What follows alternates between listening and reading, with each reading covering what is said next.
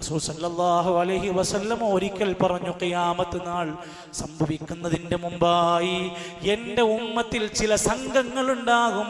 ലയകൂനന്ന മിൻ ഉമ്മതി അഖ്വാം, എൻ്റെ ഉമ്മത്തിൽ നിന്ന് അവസാന നാളിൽ ചില ഖൗമുകൾ രംഗത്ത് വരും. ശ്രദ്ധിച്ചോളി, എങ്ങനെയുള്ളവരാണ്? യസ്തഹില്ലൂനൽ ഹിറാ, വ്യഭിചാരം ഹലാലാക്കും.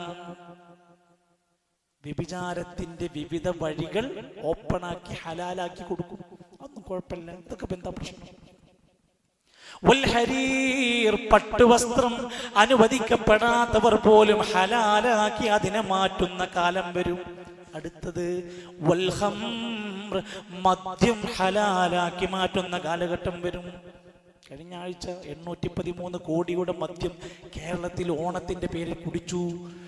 സുഹൃത്തുക്കളെ, ആലോചിക്കും, മദ്യത്തിന് പ്രചാരം വർദ്ധിച്ചുകൊണ്ടിരിക്കുകയാണ്. മദ്യം ഒരു ഹലാലായ വസ്തുവിനെ പോലെ ആക്കി മാറ്റുന്ന ഒരു ഖൗമുണ്ടാകും.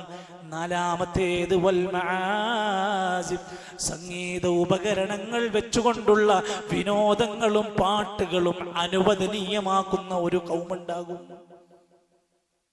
ഇനി ഈ ഹദീസ് വായിച്ചിട്ട് പറയും, എങ്ങനെയാണ് മ്യൂസിക്കൽ ഇൻസ്ട്രുമെന്റിന്റെ അകമ്പടിയോടെ മദ്ഹ് പാടി DJ മ്യൂസിക്കുകളെ പോലെ നാണിപ്പിക്കുന്ന രൂപത്തിൽ സമൂഹ മധ്യത്തിലൂടെ പണ്ഡിതന്മാരും സയ്യിദന്മാരും സാദാത്യങ്ങളും ഈ മആസിഫിന്റെ വിശദീകരണം ആലാത്തുൽ ലഹ്വി വൽ മ്യൂസിഖ, മ്യൂസിക്കൽ ഇൻസ്ട്രുമെന്റ്സ് ഉപയോഗപ്പെടുത്തിയുള്ള വിനോദങ്ങൾ, ഇത് അനുവദനീയമായ വിധേന പണ്ഡിതന്മാര് വരെ മൈക്കു സെറ്റെടുത്ത് അങ്ങാടിയിലൂടെ വലിയ ശബ്ദത്തിലിട്ടുകൊണ്ട് നടക്കുമ്പോൾ ആലോചിക്കണം, മദ്ഹിന്റെയും സ്വലാത്തിന്റെയും പേര് പറഞ്ഞ് മആസിഫ് കൊണ്ട് നടക്കാൻ പാടില്ലായിരുന്നു.